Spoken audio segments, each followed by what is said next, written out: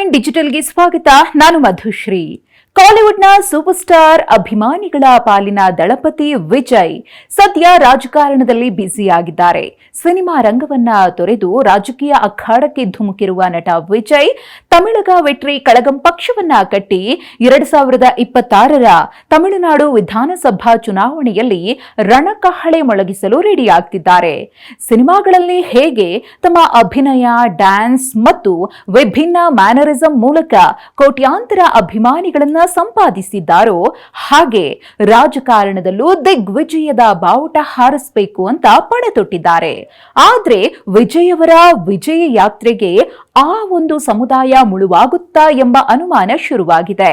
ಯಾಕಂದ್ರೆ ವಿಜಯ್ ಪಕ್ಷಕ್ಕೆ big shock ಎದುರಾಗಿದ್ದು ವಿಜಯ್ ವಿರುದ್ಧ ಮುಸ್ಲಿಂ ಸಮುದಾಯ ತಿರುಗಿ ಬಿದ್ದಿದೆ. ಹೌದು, ಇತ್ತೀಚೆಗಷ್ಟೇ ನಟ ವಿಜಯ್ ತಮ್ಮ ಪಕ್ಷದ ವತಿಯಿಂದ ಚೆನ್ನೈನ ರಾಯಪೆಟ್ಟಾದ YMCA ಕ್ರೀಡಾಂಗಣದಲ್ಲಿ ಇಫ್ತಾರ್ ಕೂಟ ಆಯೋಜಿಸಿದ್ರು. ಆದ್ರೆ ಈ ಇಫ್ತಾರ್ ಕೂಟದ ವಿರುದ್ಧ ತಮಿಳುನಾಡಿನ ಮುಸ್ಲಿಮರು ಕೂಡ ದೂರು ಕೊಟ್ಟಿದ್ರು. ಆ ದೂರಿನ ಬೆನ್ನಲ್ಲೇ ಅಖಿಲ ಭಾರತ ಮುಸ್ಲಿಂ ಜಮಾತ್ ರಾಷ್ಟ್ರೀಯ ಅಧ್ಯಕ್ಷ ಮೌಲಾನಾ ಶಹಬುದ್ದೀನ್ ರಜ್ವಿ ನಟ ವಿಜಯ್ ವಿರುದ್ಧ ಫತ್ವಾ ಹೊರಡಿಸಿದ್ದಾರೆ.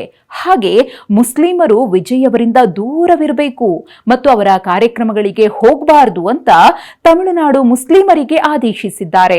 ಹಾಗೇನೆ ವಿಜಯ್ ದಳಪತಿ ವಿರುದ್ಧ ಆಕ್ರೋಶ ವ್ಯಕ್ತಪಡಿಸಿರುವ ಮೌಲಾನಾ, ವಿಜಯ್ ತಮ್ಮ ಬೀಸ್ಟ್ ಸಿನಿಮಾದಲ್ಲಿ ಮುಸ್ಲಿಂ ಸಮುದಾಯವನ್ನ ಭಯೋತ್ಪಾದಕರಂತೆ ಬಿಂಬಿಸಿದ್ದಾರೆ. ಅಲ್ಲದೆ ಚಿತ್ರದಲ್ಲಿ ಮುಸ್ಲಿಮರನ್ನ ರಾಕ್ಷಸರು ಮತ್ತು ದೆವ್ವಗಳಂತೆ ಚಿತ್ರಿಸಲಾಗಿದೆ. ಅಲ್ಲದೆ ವಿಜಯ್ ಮುಸ್ಲಿಂ ವಿರೋಧಿ ಭಾವನೆಗಳ ಇತಿಹಾಸವನ್ನ ಹೊಂದಿದ್ದಾರೆ. ಈಗ ಅವರು ತಮಿಳುನಾಡು ರಾಜಕೀಯಕ್ಕೆ ಎಂಟ್ರಿ ಕೊಟ್ಟಿರುವುದರಿಂದ ಅವರಿಗೆ ಮುಸ್ಲಿಂ ಮತಗಳು ಬೇಕು.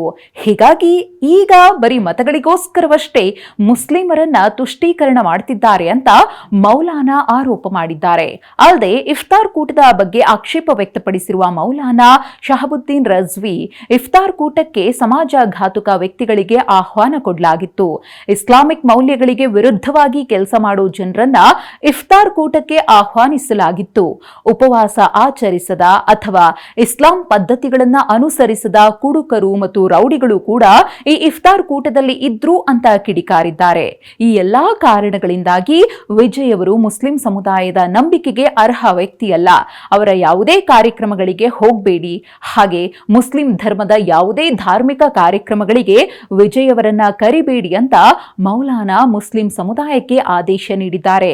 ಹಾಗಾಗಿ ಈ ಮುಸ್ಲಿಂ ಸಮುದಾಯದ ಈ ಒಂದು ನಡೆಯಿಂದ ಮುಂದಿನ ದಿನಗಳಲ್ಲಿ ನಟ ವಿಜಯ್ ದಳಪತಿಯವರಿಗೆ ಯಾವ ರೀತಿಯಾಗಿ ರಾಜಕೀಯವಾಗಿ ಪೆಟ್ಟು ಬೀಳುತ್ತೆ ಅನ್ನೋದನ್ನ ಕಾದು ನೋಡಬೇಕಿದೆ.